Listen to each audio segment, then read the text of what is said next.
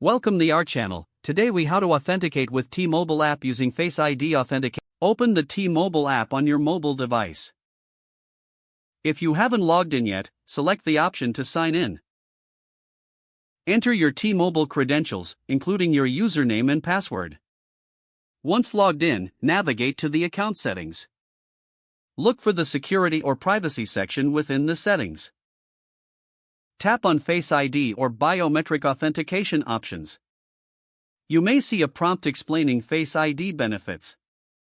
Read through the information and tap Continue if you agree. Now, the app will guide you to enable Face ID. If prompted, confirm your identity using your T-Mobile password again. The app will now ask for permission to use Face ID.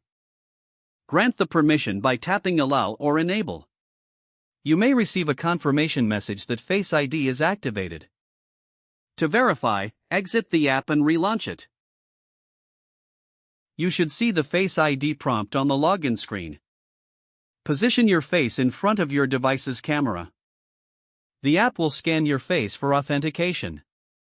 Once recognized, you will be logged into your T-Mobile account. You are now set up for quick and secure access using Face ID. If the page does not load, refresh the browser or try again in a private or incognito window.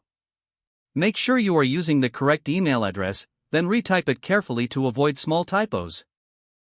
If your password is not accepted, use the reset option and create a new strong password you can remember. Check your spam folder for verification or security emails, then complete any requested confirmation steps. Enable two-factor authentication if available to improve account security and reduce unauthorized access risk. After signing in, review your profile details so your contact information and settings are accurate and current. If you see an error message, note it down and try again after restarting your device and internet connection. Log out when you finish, especially on shared devices, to keep your account and payment information secure. If the page does not load, refresh the browser or try again in a private or incognito window. Make sure you are using the correct email address, then retype it carefully to avoid small typos. Don't forget to like this video and subscribe to our channel for more step-by-step tech guides.